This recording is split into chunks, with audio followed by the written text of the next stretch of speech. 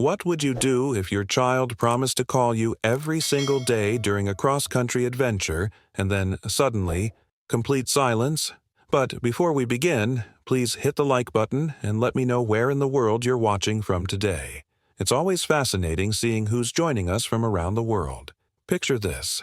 It's late August 2020, and 29-year-old Jessica Martinez is living her absolute dream. She's embarked on the solo motorcycle adventure she's been planning for over a year. A cross-country journey across the United States that would take her through some of the most breathtaking and remote landscapes America has to offer. From her parents' driveway in suburban Ohio, Jessica had waved goodbye with that infectious smile that everyone who knew her would remember. Her blue BMW Sport touring bike loaded down with everything she'd need for 2 months on the open road. Now, has this ever happened to you? That gnawing feeling when someone you love breaks a pattern they've never broken before? Because Robert and Catherine Martinez knew their daughter better than anyone. They understood her adventurous spirit, her need for independence, her carefully planned approach to everything she did. But they also knew the risks of solo travel, especially for a young woman on a motorcycle crossing vast, unpopulated stretches of the American wilderness. That's exactly why they had established what seemed like such a simple, non-negotiable rule before Jessica ever turned the key in her ignition. One call or text every single evening. No matter where she was, no matter how remote the location, no matter how tired she might be after a long day of riding, it wasn't about control.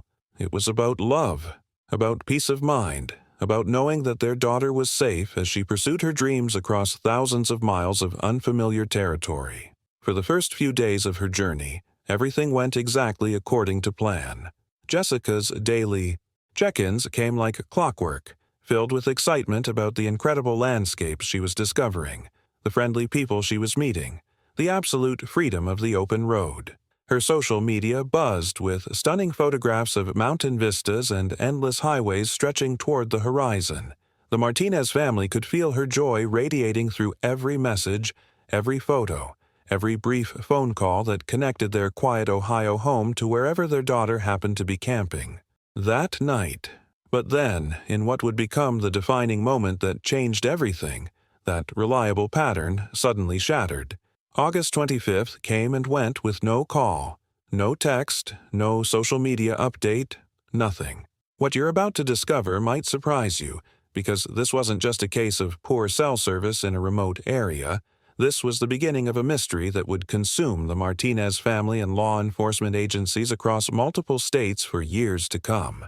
Stay with me until the end of this story, because what started as a simple missed phone call would eventually lead investigators down a dark path they never saw coming.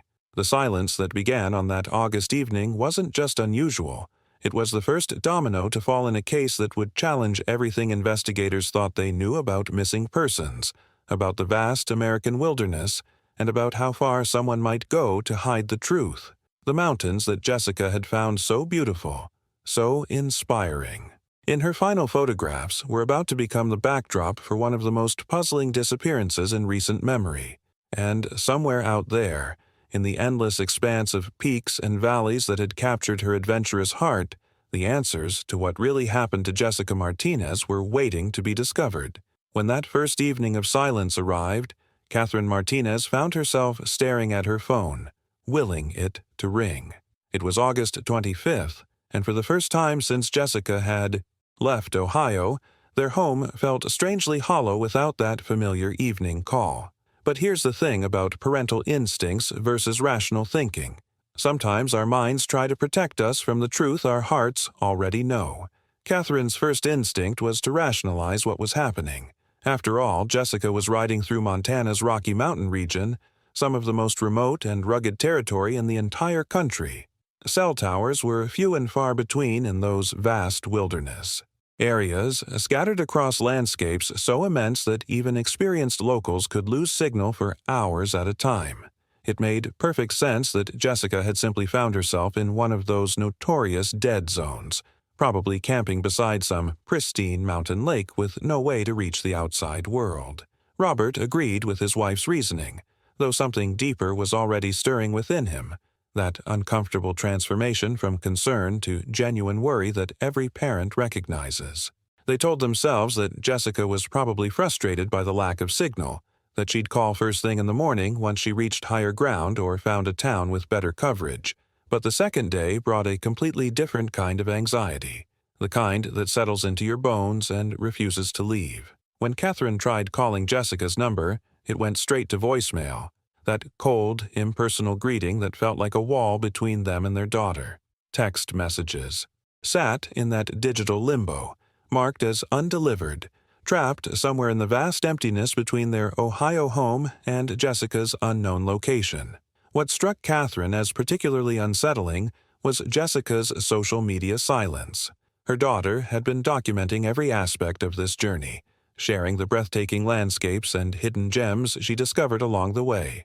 Her feeds had become a daily window into her adventure, a way for family and friends to experience the journey alongside her. But now, those accounts had frozen in time, displaying the same cheerful posts from days earlier, while newer attempts at contact echoed back unanswered.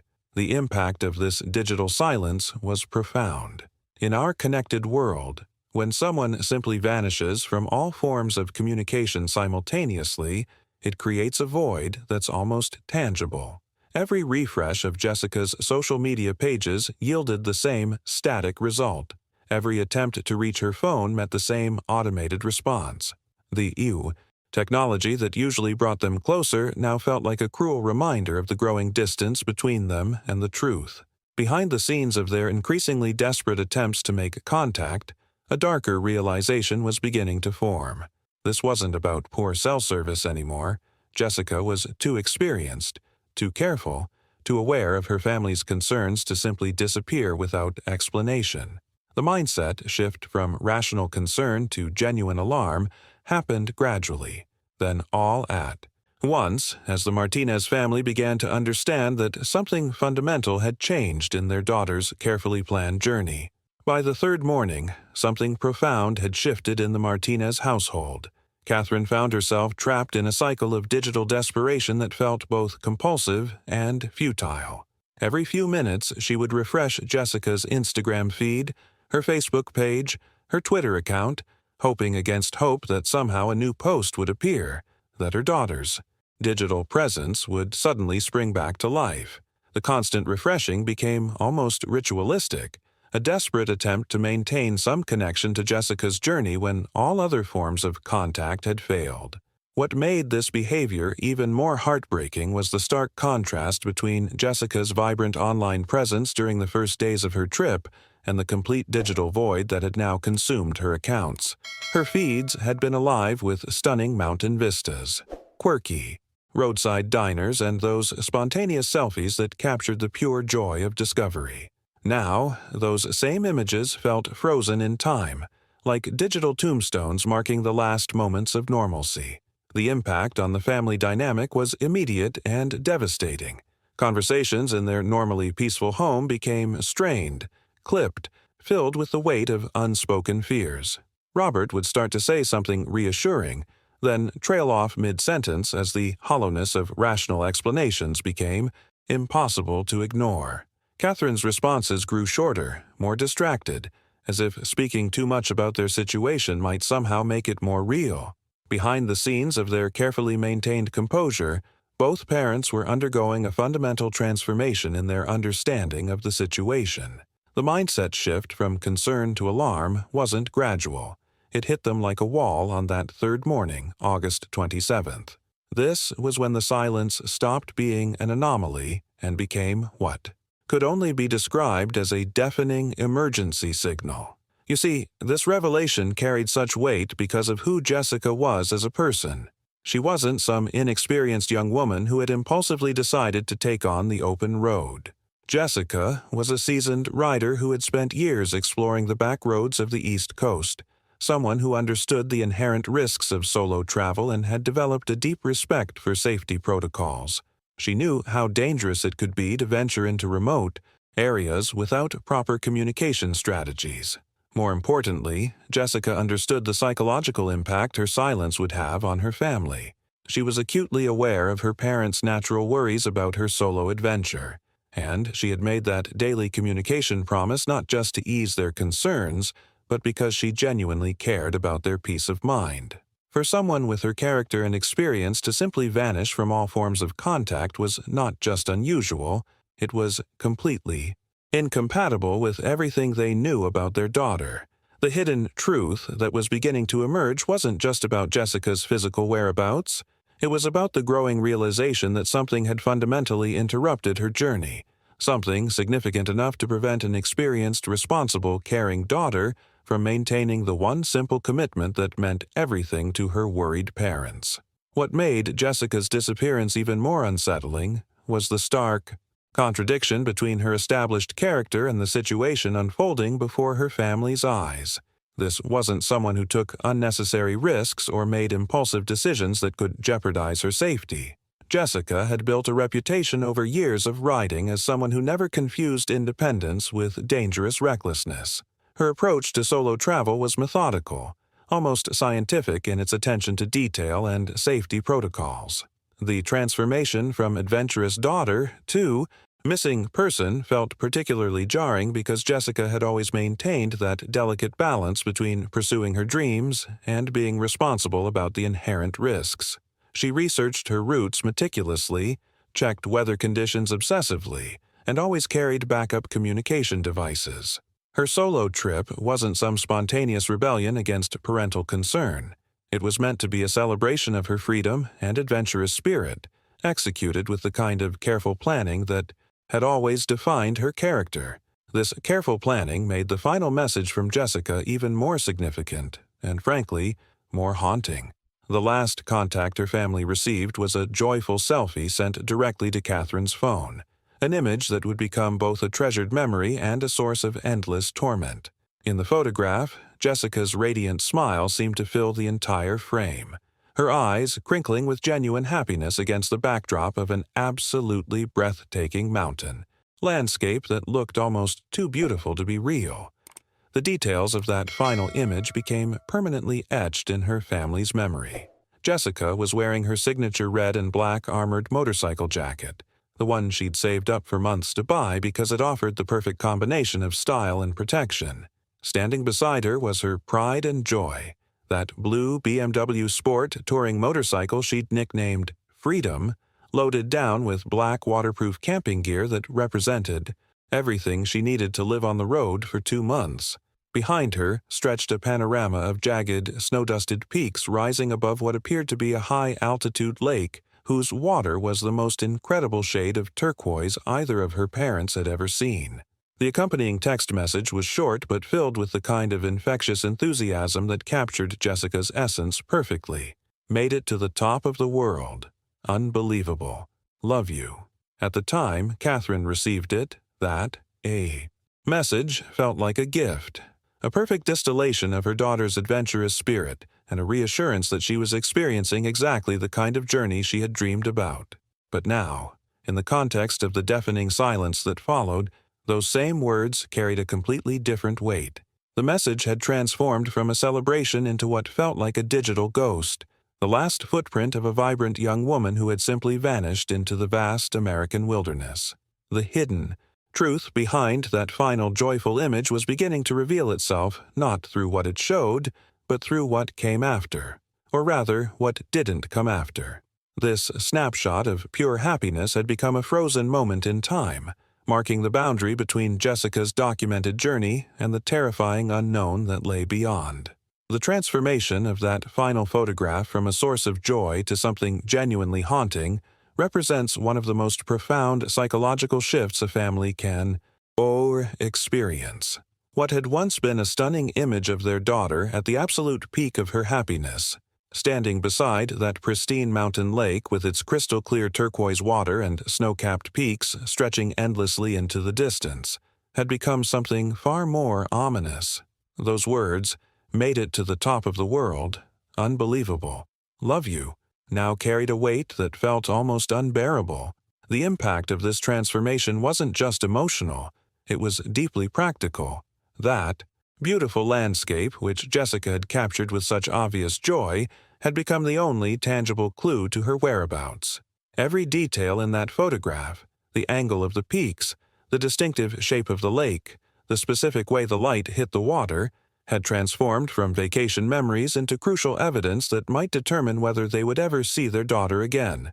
At the 72-hour mark, Robert Martinez faced a decision that no parent should ever have to make. The mindset shift from hoping for the best to preparing for the worst had reached a critical point. He understood that making that phone call would fundamentally change the nature of their situation. It would transform Jessica's absence from a private family concern into an official missing person case, complete with case numbers, formal reports, and the stark reality that strangers would now be involved in determining his daughter's fate. Behind the scenes of that decision was an internal struggle that speaks to every parent's deepest fears. Part of Robert still wanted to believe that Jessica would call at any moment with some perfectly reasonable explanation for her silence. But the larger part of him, the part guided by experience and intuition, knew that waiting any longer could be the difference between finding answers and losing them forever. When Robert finally picked up the phone and dialed the Valley County Sheriff's Office in Glacier Falls, Montana, his voice carried the weight of every fear he'd been suppressing for 3 days. The conversation was methodical, almost clinical, as he provided Jessica's full description, detailed her motorcycle specifications, and explained the uncharacteristic nature of her silence. But the real breakthrough came when he mentioned that final photograph. The distinctive mountain profiles visible in Jessica's selfie became the key to narrowing down her last known location. Using the unique geological features captured in that image, investigators were able to identify the remote and beautiful Glacier Peak Mountains region as the starting point for their search. What had been a celebration of natural beauty had become a digital pin dropped on a vast and potentially dangerous map. The hidden truth about that moment was that making the call didn't just alert authorities to Jessica's disappearance. It marked the beginning of a journey that would challenge everything this family thought they knew about the wilderness, about human nature, and about how far they would go to find answers. Detective Thomas Wilson had seen enough missing person cases in his career to understand the brutal mathematics of wilderness disappearances. At 62 years old, with a face weathered by decades of high-altitude sun and countless sleepless nights spent coordinating search operations, Wilson carried the kind of hard-earned wisdom that comes from experiencing both miraculous rescues and heartbreaking recoveries. His mindset had been shaped by the stark reality that these cases typically ended in one of two ways. Either you found people alive within the first 72 hours, or you spent months searching for remains. What struck Wilson immediately about Jessica's case was the methodical way her family had documented everything. The Martinez family weren't panicking. They were presenting facts, providing evidence, maintaining the kind of organized approach that made his job both easier and more urgent. The transformation from concerned family to active participants in an investigation had already begun before he even picked up the phone. Wilson's decades of experience had taught him that successful investigations in wilderness cases depended entirely on building an accurate timeline of the missing person's final movements. The mountains were vast and unforgiving, but they were also logical. People followed patterns, made decisions based on routes and resources, left digital footprints that could be traced with precision. His first priority was constructing a detailed map of Jessica's journey, not just geographically but temporally and behaviorally. Behind the scenes of what appeared to be routine police work, Wilson was already implementing a strategy that separated him from less experienced investigators. He understood that in missing person cases, especially those involving solo travelers in remote areas, digital evidence often proved more reliable than witness testimony. People's memories were fallible, but banking records and cell phone data provided impartial, precise tracking information that could reveal patterns invisible to the human eye. The process of securing warrants for Jessica's cell phone records and banking information wasn't just bureaucratic procedure, it was the foundation upon which the entire investigation would be built. Wilson knew that these digital breadcrumbs would tell him exactly where Jessica had stopped for gas, what she had purchased, when she had last, connected to cell towers, and potentially reveal the precise moment when her documented journey had ended and the mystery had begun. What made Wilson particularly suited for this case was his understanding that the real revelations in wilderness disappearances often came not from what you could see, but from what the data revealed about decisions made in isolation.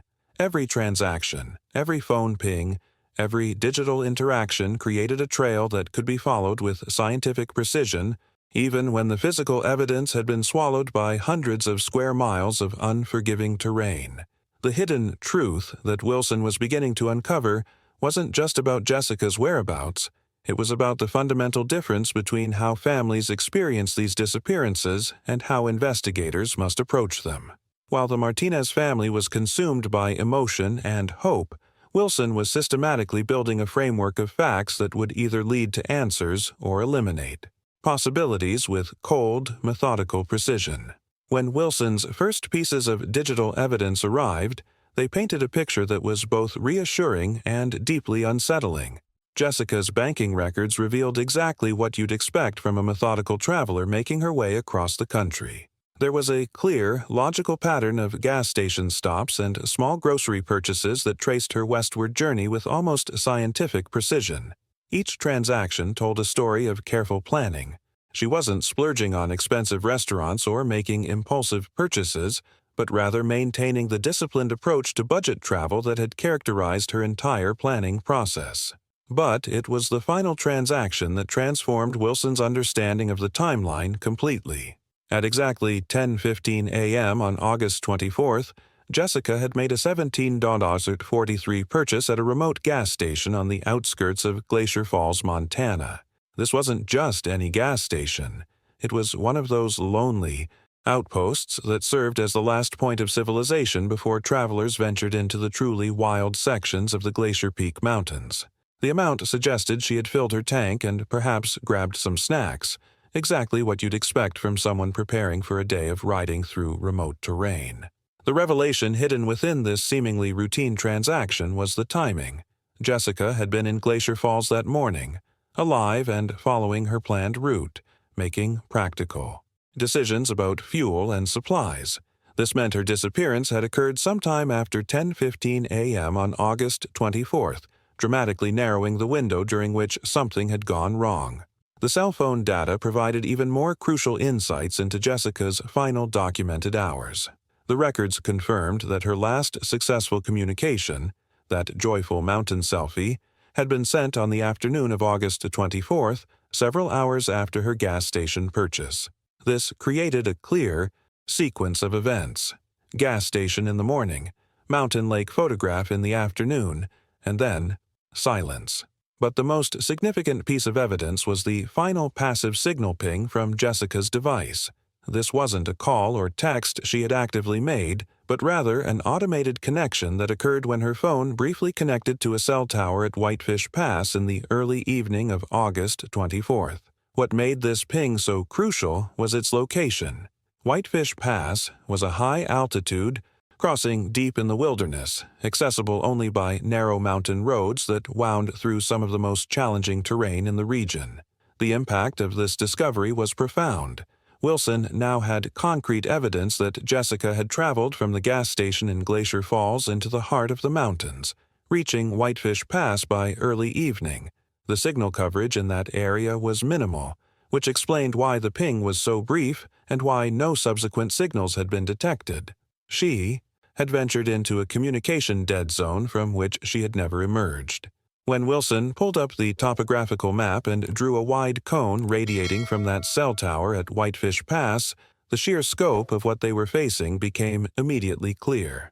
That single ping covered a staggering 280 square miles of some of the most rugged and inaccessible terrain in the continental United States.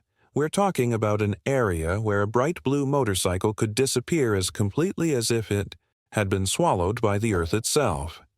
The transformation from a missing person case to a needle-in-a-haystack search operation was both sobering and overwhelming.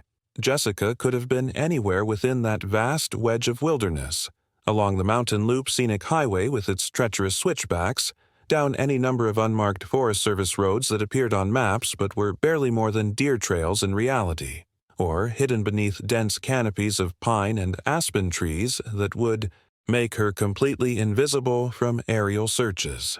Wilson's mindset had to shift from following digital breadcrumbs to understanding the psychology of motorcycle travel in mountain terrain. The hidden truth about wilderness searches is that they're not just about covering ground.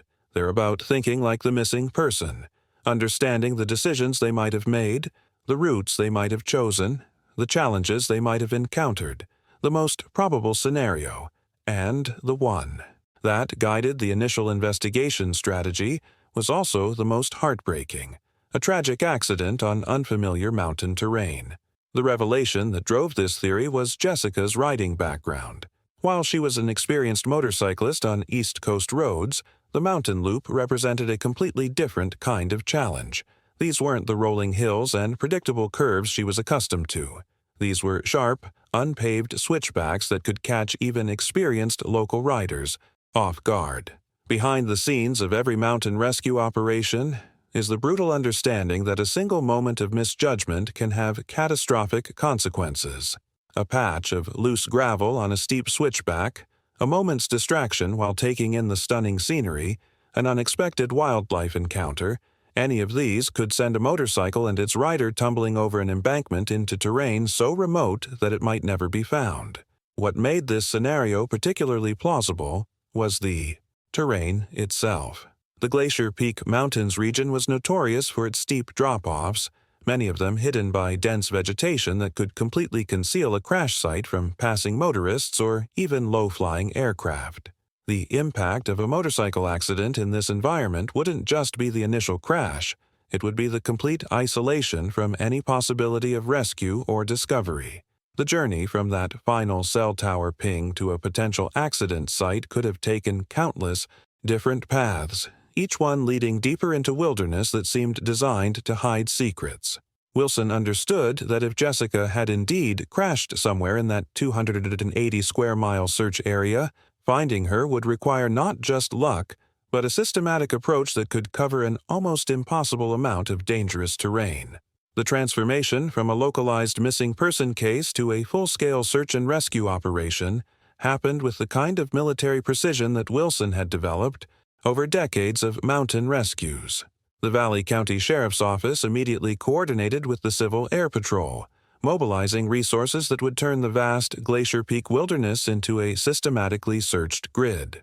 For 3 consecutive days, single-engine Cessna aircraft flew deliberate patterns at exactly 1,000 feet elevation, low enough to spot details but high enough to maintain safe clearance over the treacherous mountain peaks. What struck everyone involved in the operation was the almost impossible nature of what they were attempting. From that altitude, pilots and trained spotters strained their eyes, searching for any glint of chrome, any flash of blue motorcycle color, any unnatural geometric shape that might stand out against the sprawling canvas of green forests and brown, rocky terrain. The mindset required for this kind of searching was both methodical and hopeful. You had to believe that somewhere in that vast wilderness, a single piece of evidence was waiting to be discovered. Behind the scenes of the aerial operation, the psychological impact on the search teams was profound. These weren't just professional rescuers doing their jobs. Many of them were parents themselves who understood exactly what the Martinez family was experiencing. Every pass over the terrain carried the weight of someone's daughter, someone's future, someone's desperate hope for answers.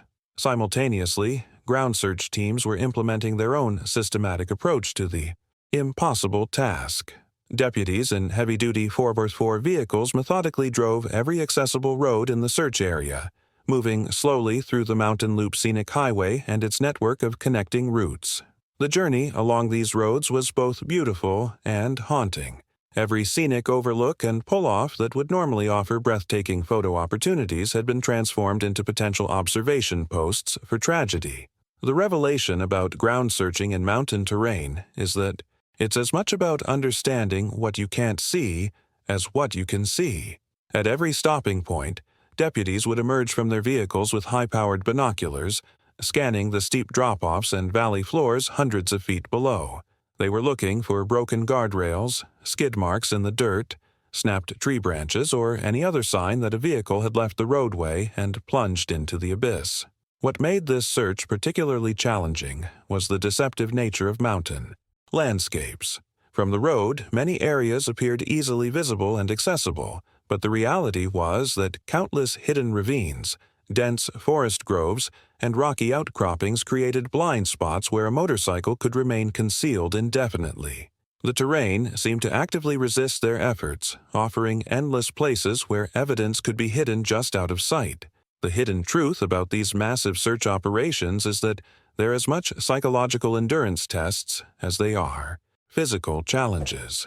Each day that passed without discovery brought a subtle shift in mindset, from confident expectation of finding Jessica to the growing realization that they might be searching for something that simply couldn't be found.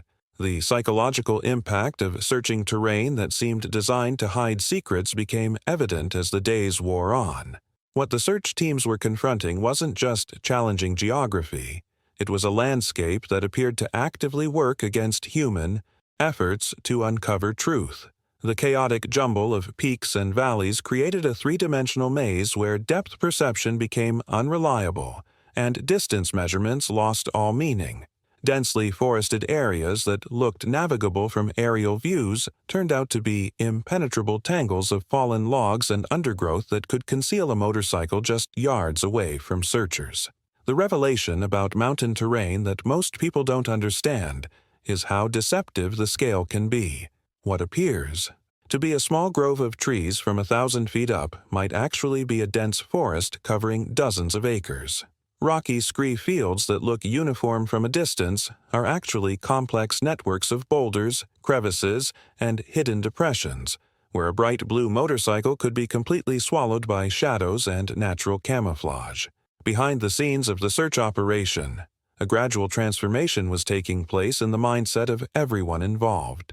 The initial confidence that systematic searching would yield results was slowly giving way to a more sobering understanding of just how vast and unforgiving this wilderness truly was. Each helicopter pass, each ground team sweep, each careful examination of potential crash sites yielded the same result: nothing.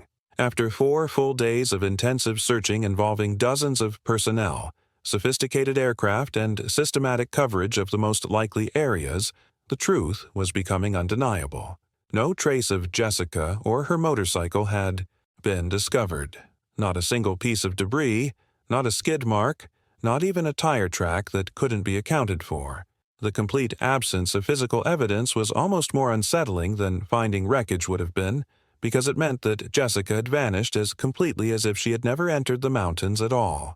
The hidden truth about this kind of exhaustive search failure is that it forces investigators to confront possibilities they'd rather not consider.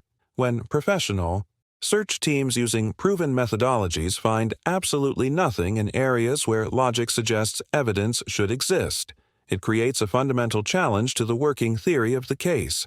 Either the accident theory was wrong, or Jessica had ended up somewhere completely unexpected.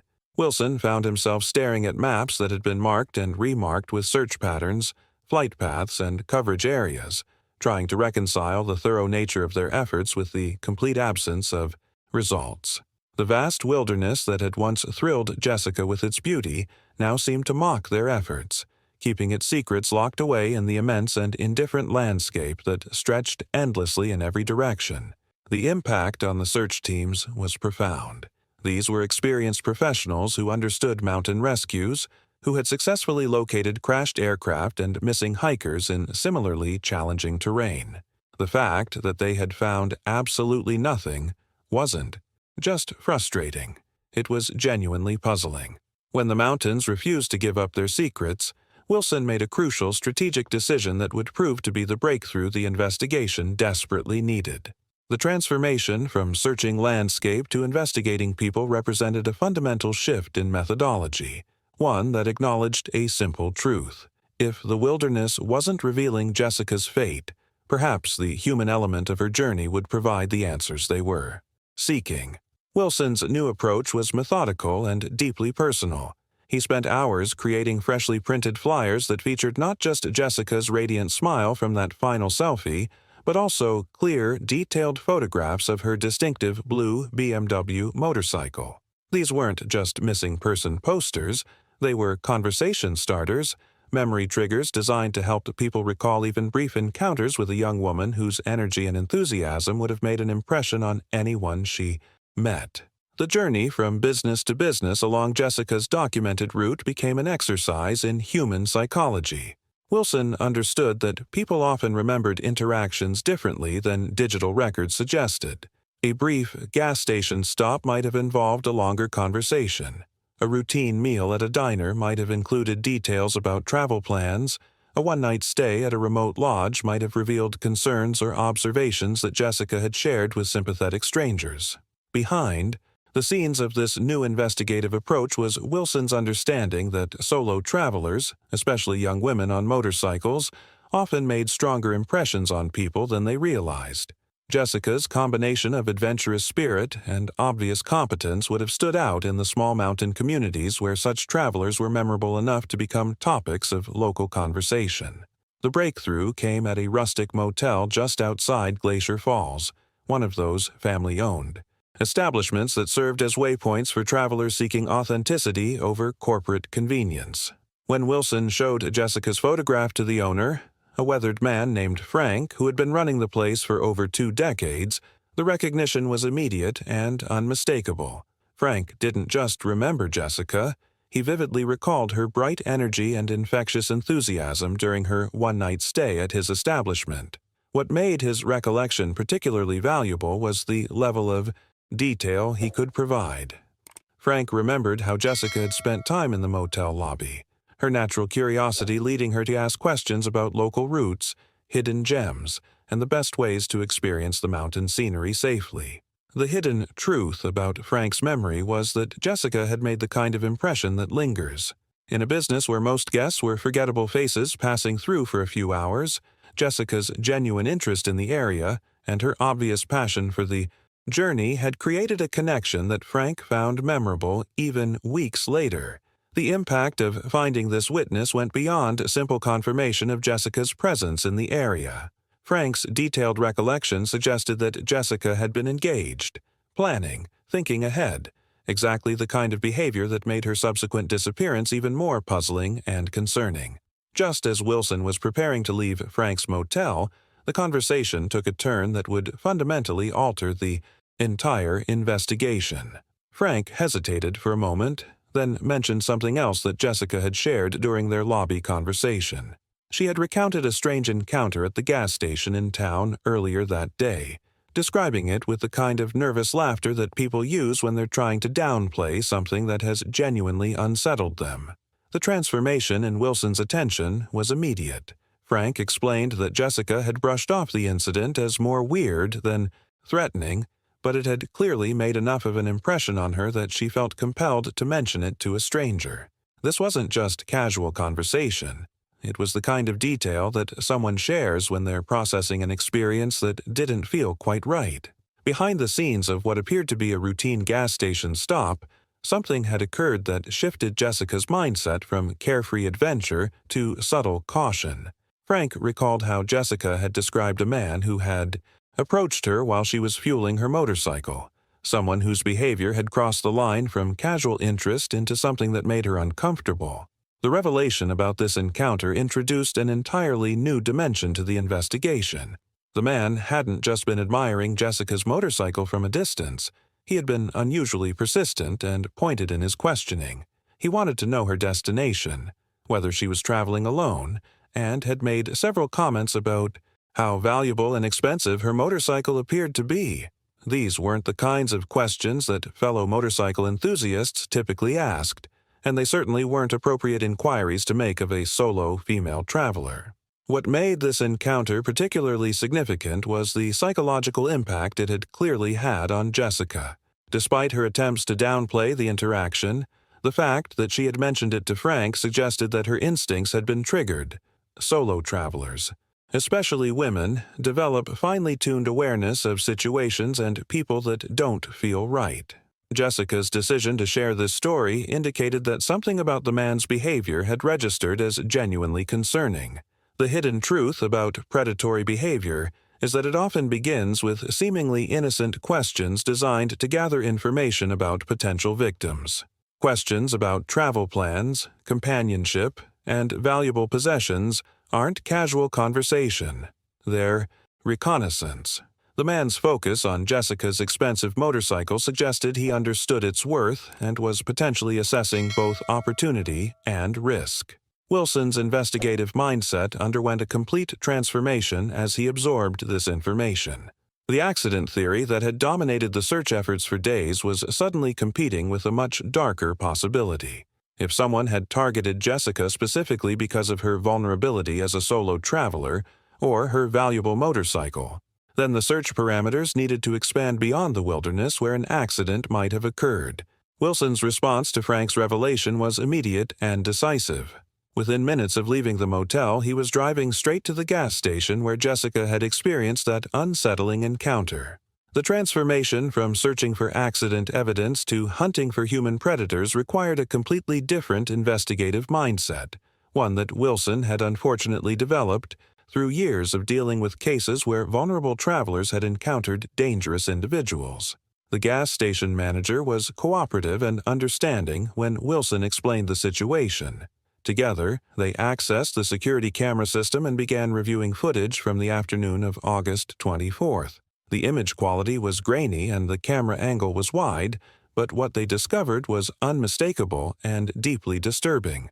There was Jessica, clearly visible in her red and black armored jacket, standing beside her distinctive blue BMW motorcycle at the fuel pump. The footage captured her methodical approach to refueling. She was organized, focused, going through the routine motions of an experienced traveler preparing for the next leg of her journey. But then the scene changed dramatically when a tall, lanky man in work clothes and a dirty baseball cap approached her. What made the security footage so revealing wasn't what could be heard. There was no audio, but what could be, observed through body language and positioning. The visual evidence told a story that was both clear and concerning. Jessica's behavior throughout the interaction was polite but visibly reserved. She maintained physical distance, kept her responses brief, and displayed the kind of defensive posture that women instinctively adopt when they sense potential danger. The man's behavior, in stark contrast, was animated and intrusive. He gestured repeatedly toward Jessica's motorcycle, leaned in closer, then was socially appropriate, and demonstrated the kind of persistent engagement that ignored her obvious discomfort. Behind the scenes of what appeared to be a casual conversation, the visual dynamics revealed something much more sinister, a predator gathering information from an unwilling target. The hidden truth about this interaction was that it represented a textbook example of predatory assessment behavior. The man wasn't just admiring a nice motorcycle. He was evaluating opportunity, vulnerability, and potential profit. His body language suggested someone who was experienced in approaching targets and extracting information despite their obvious reluctance to engage. Wilson studied the footage multiple times, noting how Jessica's discomfort became increasingly apparent as the conversation continued. The impact of seeing this interaction transformed his understanding of Jessica's disappearance completely. This wasn't a solo traveler who had accidentally crashed in remote wilderness. This was a young woman who had been specifically targeted by someone with clearly malicious intent.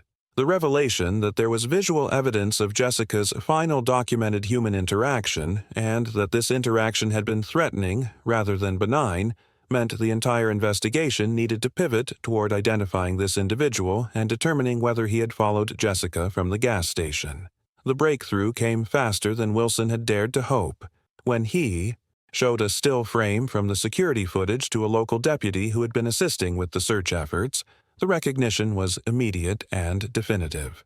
The deputy didn't just think he knew the man, he was absolutely certain of his identity. This was someone who had been on their radar before, a transient seasonal worker whose pattern of behavior had made him familiar to law enforcement throughout the region. The revelation about this individual's lifestyle painted a disturbing picture that aligned perfectly with predatory behavior. He was known to drift through mountain towns like a ghost, appearing each summer to pick up construction and ranching jobs that paid cash and required no background checks. When the cold weather arrived and work became scarce, he would simply disappear, moving on to warmer climates or different regions entirely. This nomadic existence made him nearly impossible to track and provided perfect cover for someone with malicious intentions. Behind the scenes of what appeared to be a simple seasonal work pattern was something much more calculated. The man's ability to blend into different communities, work legitimate jobs just long enough to establish a temporary presence, and then vanish without a trace suggested someone who understood how to operate below the radar of law enforcement. His familiarity with remote mountain areas and back roads would have given him significant advantages over someone like Jessica, who was traveling unfamiliar territory. Wilson's mindset shifted into high gear as he realized they now had a specific target rather than a theoretical possibility. The transformation from searching for accident evidence to hunting a known individual energized the entire investigation. Within hours, Wilson had coordinated with the state police to issue an immediate "be on the lookout" alert that would blanket Montana and all neighboring states. The Bolo alert was comprehensive and urgent. It included the clearest still image they could extract from the security footage, showing the man's face beneath his dirty baseball cap, along with detailed physical descriptions and information about his transient work patterns. The alert emphasized that he was wanted for questioning in connection with a missing person case and should be considered potentially dangerous. The impact of this development was profound for everyone involved in the investigation. For the first time since Jessica's disappearance, they had a concrete lead that pointed toward human involvement rather than natural causes.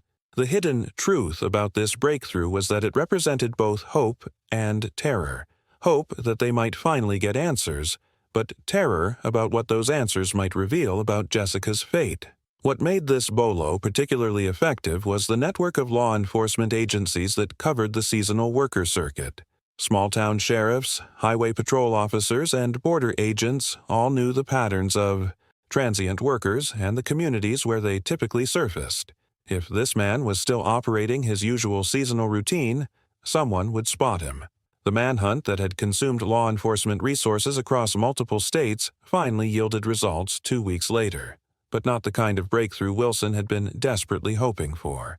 A sheriff's deputy in rural Wyoming located the transient worker exactly where his established pattern suggested he would be, working on a remote cattle ranch in the eastern part of the state, completely unaware that his face had been circulated to law enforcement agencies throughout the region. When brought in for questioning, the man's reaction was cooperative and seemed genuinely authentic. The transformation from suspected predator to confused witness happened almost immediately. He readily admitted to the conversation with Jessica at the gas station, explaining with obvious enthusiasm that he was simply a huge motorcycle fan who had never seen a BMW Sport touring bike like hers up close. His description of their interaction matched what the security footage had shown, but from a completely different perspective. Behind the scenes of what had appeared to be predatory behavior was something far more innocent and disappointing. The man explained that he had been geeking out over Jessica's motorcycle, admiring its engineering and asking questions about its performance and features. What Wilson and his team had interpreted as reconnaissance for a potential crime was actually just an awkward social interaction between a motorcycle enthusiast and someone who owned his dream bike. The revelation that completely destroyed the investigation's most promising lead came in the form of documentation that couldn't be disputed. The ranch foreman produced signed time cards showing that the man had started work the very day after his encounter with Jessica and had worked consistent 10-hour days without a single absence. His new employer confirmed the timeline, adding details about the man's reliable work ethic and obvious lack of transportation that would have made traveling back to Montana impossible. The impact of this alibi was devastating to the investigation. Not only was the man over 350 miles away when Jessica disappeared, but he had been working in full view of ranch hands and supervisors who could account for his whereabouts during every hour of the relevant time period. The mindset shift from hunting a EIT specific suspect back to having no leads at all was psychologically brutal for everyone involved in the case. Wilson found himself facing the hidden truth that every detective dreads. When your best lead evaporates completely, leaving you exactly where you started, but with diminished hope and fewer options. The security footage that had seemed so damning now represented nothing more than an awkward social interaction that Jessica had found uncomfortable but ultimately harmless. The journey from breakthrough to dead end had consumed precious time and resources while Jessica remained missing somewhere in the vast wilderness. The investigation was forced to confront the possibility that they had been pursuing the wrong theory entirely, and that Jessica's disappearance might have had nothing to do with the man who had made her uncomfortable at the gas station. The psychological impact of watching their most promising lead completely evaporate was devastating for everyone involved in the investigation. Wilson found himself staring at case files that had grown thick with reports, witness statements, and dead-end interviews, all pointing toward the same crushing conclusion. They were back at square one. The man who had seemed like the answer to Jessica's disappearance was now just another cleared witness, his solid alibi forcing the investigation to confront the possibility that they had been pursuing the wrong theory entirely. Behind the scenes of this investigative setback, a more immediate challenge was beginning to assert itself. As autumn progressed through September and into October, the character of the Glacier Peak Mountains began to change dramatically. The vibrant gold of aspen leaves that had provided such stunning backdrops for Jessica's earlier photos started to fade and fall, carpeting the forest floors with a thick layer of natural camouflage that could hide evidence even more effectively than summer vegetation. The transformation from manageable search conditions to impossible terrain happened with the relentless certainty of mountain weather patterns.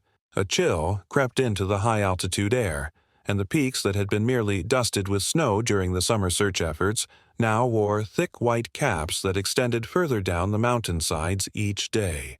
The first significant snowfall of the season was approaching, and with it came the stark realization that any physical evidence still hidden in those mountains was about to become completely inaccessible. Wilson convened a meeting with the county sheriff and the head of the local search and rescue team to confront an unavoidable conclusion.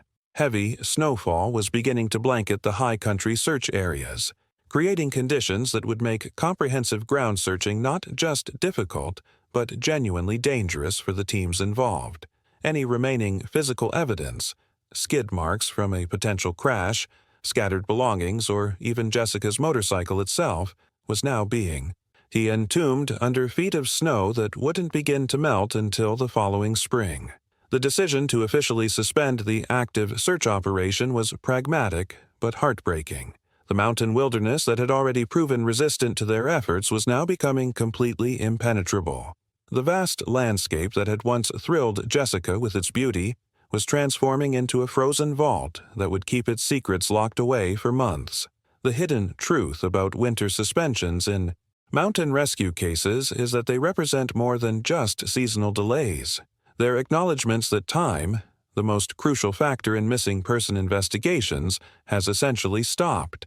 Evidence that might decompose or be scattered by animals during normal weather conditions becomes perfectly preserved under snow, but also perfectly hidden from discovery. Wilson made the difficult phone call to the Martinez family, his voice steady but heavy with the weight of disappointing people who had been clinging to hope for answers. The silence on the other end of the line spoke volumes about the crushing reality they were all facing. The moment Wilson officially suspended the active search operation represented one of the most difficult decisions he had made in his decades-long career. The transformation from an urgent, resource-intensive investigation to a dormant case file happened with bureaucratic efficiency, but the emotional weight of that decision lingered heavily in the small sheriff's office. Behind the scenes of what appeared to be a routine administrative action was the crushing acknowledgement that they had exhausted their immediate options and would now be at the mercy of time and chance. Wilson's consultation with the county sheriff and search and rescue team had been thorough but ultimately unavoidable. The mountain conditions that made comprehensive ground searching not just difficult, but genuinely dangerous for the teams involved had forced their hand. The hidden truth about these suspension decisions is that they represent a fundamental shift in mindset, from actively pursuing answers to passively hoping that evidence will eventually surface through circumstances beyond their control. The impact of placing Jessica Martinez's case file in the cold case drawer was both symbolic and practical. That thick folder, now heavy with maps marked with search patterns, witness reports, and dead-end leads, represented months of intensive effort that had yielded more questions than answers. The transformation from an active investigation to a cold case meant that Jessica's disappearance would now compete for attention with dozens of other unsolved cases, each representing someone's unanswered tragedy. Wilson's assurances to the Martinez family that the case would remain officially open and resume in spring were genuine, but carried the weight of statistical reality. Every detective knew the brutal mathematics of cold cases. The longer they remained unsolved, the less likely they were to ever reach resolution. The spring resumption, he promised, would depend on new evidence, fresh leads, or developments that might never materialize. The journey from hope to dormancy was perhaps most difficult for Wilson personally. His methodical approach and decades of experience had always provided pathways forward, but Jessica's case had systematically eliminated every avenue of investigation. The silence that had begun with Jessica's missed phone call now extended to the investigation itself, creating a void that would persist through the long mountain winter. Behind the official language of suspension and dormancy was the reality that everyone involved understood, but nobody wanted to articulate directly. The investigation wasn't just paused. It was effectively going into hibernation, waiting for some external force to breathe life back into the search for answers. The vast wilderness had proven more powerful than human determination and investigative expertise. When spring arrived in the Glacier Peak Mountains in 2021, it brought not relief but a renewed sense of urgency for the Martinez family. The official search had resumed with limited resources and diminished intensity, but Robert and Catherine had undergone their own transformation during the long winter months. The mindset shift from trusting official channels to taking personal action had been gradual but decisive. In July, exactly 1 year after Jessica's last message, they made a decision that would fundamentally change their role from grieving family to active investigators. The journey from their Ohio home to Montana was both a pilgrimage and a declaration of war against the silence that had consumed their daughter. Robert and Catherine packed their sensible sedan with everything they thought they might need for an extended stay, but nothing could have prepared them for the emotional weight of retracing Jessica's final documented route. The 1,800-mile drive gave them time to process the transformation they were about to undergo, from passive recipients of updates to the primary drivers of their own search effort. Their decision to convert a small motel room in Glacier Falls into a makeshift command center represented something profound about parental determination. Behind the scenes of what appeared to be a simple accommodation choice was the establishment of their own investigation headquarters. The room quickly filled with stacks of paper, portable printing equipment, maps marked with search grids, and the persistent smell of toner from machines that ran almost continuously. The impact of producing thousands of missing person flyers went beyond the simple mechanics of printing and distribution. Each flyer featured Jessica's radiant smile from that final mountain selfie, but now those images carried a different weight. They weren't celebrations of adventure. They were desperate pleas for information, witnesses, memories, anything that might provide the breakthrough that professional investigators had been unable to achieve. Their personal search campaign was grueling both physically and emotionally. Week after week, Robert and Catherine methodically retraced Jessica's route, but their perspective was fundamentally different from their daughter's had been. Where Jessica had seen beauty and adventure, they saw potential accident sites and hidden dangers. Every sharp curve represented a possible crash. Location: every steep drop-off a potential grave that might have swallowed their daughter without leaving a trace. The hidden truth about their grassroots effort was that it represented more than just searching. It was a form of active grieving, a way to maintain connection with Jessica's journey while refusing to accept the official conclusion that all leads had been exhausted. They stopped at every town, every isolated gas station, every roadside diner, tacking fresh flyers to community, bulletin boards where they stood out against faded notices for local events and lost pets. The revelation about their persistence was that they spoke to anyone willing to listen, repeating Jessica's story until their voices grew hoarse with emotion and the details became worn smooth like stones polished by constant handling. The encounters Robert and Catherine experienced during their grassroots search campaign became a painful education in human psychology and the reality of how communities process tragedy. Each interaction was a fresh wound, a reminder that while their world had completely stopped, the rest of the world had continued moving forward with its own concerns and priorities. The transformation they witnessed in people's reactions created a complex emotional landscape that was almost as challenging to navigate as the physical search itself. Some locals were deeply sympathetic, remembering Jessica's case from the initial news coverage and offering genuine words of comfort. These encounters provided moments of hope and human connection that sustained Robert and Catherine through their darkest hours. But behind the scenes of these positive interactions was the sobering reality that sympathy, while meaningful, couldn't produce the concrete information they desperately needed. Others seemed weary or even dismissive, their eyes holding a look that spoke volumes about the hidden truth of small mountain communities. The Martinez family wasn't the first desperate family to pass through these towns with missing person flyers and heartbreaking stories. Some residents had witnessed this painful cycle multiple times over the years, frantic families arriving with hope and determination, only to leave months later with nothing but exhaustion and heartache. The impact of these mixed reactions was profound on Robert and Catherine's mindset.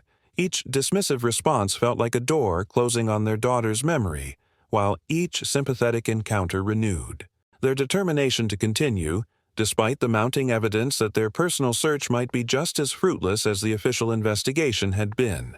While the physical search yielded limited results, a completely different kind of investigation was gaining momentum in the digital realm. Jessica's story, with its compelling elements of adventure, mystery, and that haunting final photograph, had captured the imagination of online communities in ways that surprised everyone involved. Motorcycle adventure forums and true crime websites became sprawling archives of amateur investigation, where hundreds of anonymous users dedicated countless hours to dissecting every known detail of the case. The revelation about online investigation was that it operated with a level of scrutiny and persistence that official channels could never afford. These digital detectives subjected Jessica's final photograph to the kind of intense analysis typically reserved for historical artifacts. They used astronomical data to calculate precise timing based on shadow angles, cross-referenced mountain profiles with geological survey maps, and engaged in fierce debates about the exact location of that stunning turquoise lake. Behind the scenes of this online activity was a community of people who refused to let Jessica's story fade into obscurity. Their collective energy created a powerful resistance against the crushing silence that had consumed the official investigation. The hidden truth about these forums was that they served dual purposes. They kept Jessica's case alive in public consciousness while providing Robert with a strange form of comfort during his darkest moments. The level of sophisticated analysis happening in these online communities was genuinely astounding and represented something entirely new in missing person investigations. These digital detectives weren't just casual observers. They were applying scientific methodologies with the kind of obsessive attention to detail that professional investigators rarely had the luxury of time to pursue. Using astronomical data and shadow analysis software, they calculated the precise timing of Jessica's final photograph down to specific minutes, cross-referencing solar positions with mountain elevations to determine exactly when and where she had taken that haunting selfie. The transformation of Jessica's final image from a personal memory into a forensic puzzle was both fascinating and deeply unsettling. Online investigators subjected every pixel to scrutiny, enhancing the background to reveal mountain ridge details that were barely visible to the naked eye. They cross-referenced these geological profiles with survey maps, topographical databases, and satellite imagery, sparking fierce debates about the exact location of that stunning turquoise lake that had provided such a beautiful backdrop to Jessica's last documented moment of happiness. Behind the scenes of this digital Investigation was a community that operated with the persistence of professional researchers but without the constraints of official channels. The hidden truth about their dedication was that it filled a void left by the suspended official search. These anonymous users were maintaining investigative momentum when law enforcement resources had been redirected to more recent cases. The range of theories generated by these forums was both impressive and troubling. Some were genuinely plausible, suggesting alternative routes that Jessica might have taken based on careful analysis of road conditions and scenic attractions. Others ventured into speculation about mechanical failures, wildlife encounters, or weather events that might have contributed to her disappearance. But inevitably, the discussions also attracted wild theories about intentional disappearance, witness protection programs, or elaborate schemes to start new lives. Robert Martinez became a nightly visitor to these forums, drawn by a psychological need that he couldn't quite explain or control. The transformation in his evening routine was complete. After Catherine went to bed, he would sit in the dark with his laptop, the screen's glow illuminating his tired face as he read every comment, followed every link, and fell down every investigative rabbit hole that the community created. The impact of this obsession was profound and contradictory. On one hand, the forums offered a strange form of comfort. Here was a dedicated community of people who refused to let Jessica be forgotten, who kept her story alive through their collective energy and determination. Their detailed analysis and persistent questioning created a bulwark against the crushing silence that had consumed the official investigation. But, on the other hand, reading theories about his daughter's final moments, imagined in sometimes lurid detail by strangers, was a form of psychological torture that Robert couldn't seem to resist. Each new post held the slim, desperate possibility of a breakthrough, a forgotten detail or fresh perspective that everyone else had missed. The journey we've taken together through Jessica's disappearance represents something much deeper than just another missing person case. It's a window into how families navigate unthinkable circumstances, how communities respond to tragedy, and how the search for truth can become both a source of hope and a form of psychological imprisonment. If you've found value in the way we've explored this story together, I genuinely appreciate you subscribing to the channel. The approach we take here, diving deep into the human elements behind these mysteries, understanding the psychology of investigation, and respecting the real people affected by these tragedies, is something I'm committed to bringing you consistently. These stories deserve to be told with the care and attention we've shared today. For everyone who made it all the way to this point, you're part of something special. Drop a comment saying, "The search continues," so I know you were with me through every twist and revelation we uncovered together. Your engagement helps these important stories reach more people who care about understanding, rather than just consuming true crime content. And if this exploration resonated with you, if you felt that connection we built while unraveling Jessica's mystery, a like on the video tells me we're on the right path together. It's a small gesture that makes a real difference in how these stories get shared. There's a video right here that dives into another case where families took matters into their own hands when official investigations hit dead ends. It's a story that perfectly complements what we've discovered about the power of persistence and the complex relationship between hope and closure. Click and continue with me over there. I think you'll find it speaks to the same questions about human determination that Jessica's case has raised for all of us.